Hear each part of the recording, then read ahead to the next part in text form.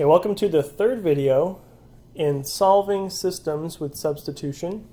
This is the last video we will do on substitution, and so hopefully with these three videos combined, you should be pretty set as far as review materials go. So just a quick reminder before we start, as has been the case, the solution to a system of equations is the point where the lines intersect. And so up to this point, when we have worked with substitution, you have had one of the equations already solved for one of the variables, whether that's just x or y equals a number, or x or y equals to some expression. They've already been solved. But you'll see some of the equations in this video either will need to be solved for one of the variables, or they both are, and you'll kind of see how that works. Like this first example. Our two equations are y equals x minus 3 and y equals negative 2x plus 12. So both of these equations are actually solved for y at this point. So the idea is the same, it just maybe seems a little strange. So you'll take one of the two expressions that's equal to y and substitute it in to the other equation for y. And here's what that looks like. So instead of this first y, we've got negative 2x plus 12 equals x minus 3. Okay, so what's going to happen here is we have an equation with variables on both sides. So to solve that, we have to bring the variables over to one side, basically eliminate it from one of the two sides. I'm going to go ahead and add 2x here to do that. That will give me a positive on the x. But you could also subtract x to solve this. There's one of two ways to do it. So here we got 12 equals 3x minus 3, right? Add those x terms together. We're going to add 3 to both sides then. So 15 equals 3x. Divide by 3, and x equals 5. Now from here, works the same as it has. You're going to take this value for x and plug it back into one of the two equations that we have in our system. Looks like this one is a little easier probably to use. Y equals x minus 3. There's less work to do. So y equals x minus 3 is what we'll use. We're going to plug 5 in for x there, because x equals 5, so y equals 5 minus 3, so y equals 2.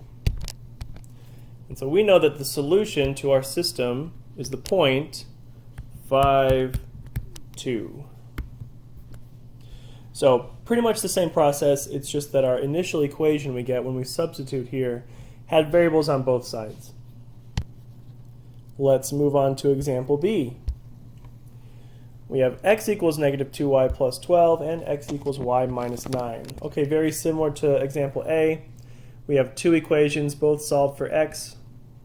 We'll take one of those expressions and plug it into the other x in the other equation. So y minus 9 equals negative 2y plus 12. And then we need to solve this equation for y. I'm going to go ahead and add 2y here, because again, I'd like to get a positive. Y plus 2y is 3y. Still have minus 9, and it equals 12. Now let's add 9 to both sides. 3y equals 21. Divide by 3, and y equals 7. And just like in every other example we've done, we take that value for y, plug it into one of the two equations for x, or for y, sorry. Let's use this second one, it's a little easier. So y equals, or x equals y minus 9. We plug in 7 for y, so x equals 7 minus 9, which is equal to negative 2. So our solution here is the point negative 2, 7. And again, anytime you do these problems, it's a good idea to check your work by plugging in negative 2 for x and 7 for y in both of the original equations, just to make sure that they do make both of these equations true. Okay, let's move on to example C. Now here we have two equations, neither of which is solved for either variable.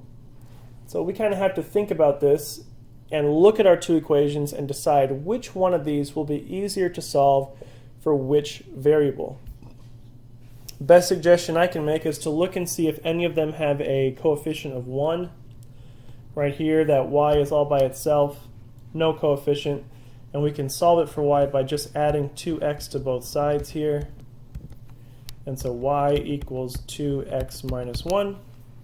And so now we have an expression, 2x minus 1, that we can use to plug into the other equation for y. So let's do that. 3x minus 4 times 2x minus 1 equals negative 6. So we solved that second equation for y in order to then substitute that expression, 2x minus 1, into the other equation for y. Now let's solve it. Distribute this negative 4. So 3x minus 8y, or 8x plus 4, I'm doing that a lot, saying y instead of x, equals negative 6. We can combine these two. 3x minus 8x is negative 5x plus 4 equals negative 6. We'll have to subtract 4 from both sides here. Negative 5x equals negative 10. Divide by negative 5, and x equals positive 2. Again, though, once we get that value for x, we just choose one of our two equations. Let's go ahead and use this one, y equals 2x minus 1. Because we solved it for y, so we know that y is equal to 2x minus 1. And if we plug in 2 for x, 2 times 2 minus 1, that's 4 minus 1, so y is equal to 3. So we have our solution, the point, 2, 3. So this is pretty much the most work you would have to do in a substitution problem. In a case like this where neither equation is already solved for one of the variables, you'll have to solve for that variable, then substitute and solve, and then plug in that number to find the other value. So kind of several steps here, but really the main point, the idea is still the same. Take an expression that's equal to one of the variables, plug it into the other equation for that variable, and then solve and get your values. Okay, last example here. Pretty much the same thing. We have two equations, x plus y equals 7 and 5x plus 2y equals 5, neither of which is solved for either variable. This first one, though, both of these variables just have a coefficient of 1, so we can easily solve one of those. X plus y equals 7. I'm going to go ahead and solve for x this time because we did y last time. Let's just change it up. So let's subtract y from both sides. So x equals negative y plus 7. Okay, so I'm going to take that expression, negative y plus 7, and put it into the other equation for x. So 5 times negative y plus 7 plus 2y equals 5. We're going to distribute the 5. So negative 5y plus 35 plus 2y equals 5. We can combine the negative 5y and the positive 2y. So that's negative 3y plus 35 equals 5. Subtract the 35. We get negative 3y equals negative 30. And dividing by negative 3 gives us a value of 10 for y. So y equals 10. Now using that equation we solved, x equals negative y plus 7, we can substitute 10 in for y, so x equals negative 10 plus 7, which equals negative 3. So our solution here is the point negative 3. Remember, x comes first. Negative 3, 10. So there you have it, the third video in solving by substitution. Probably the most challenging. There is the most amount of steps when you have two equations that are not solved for either variable, but that's as big as it gets. So there you have it.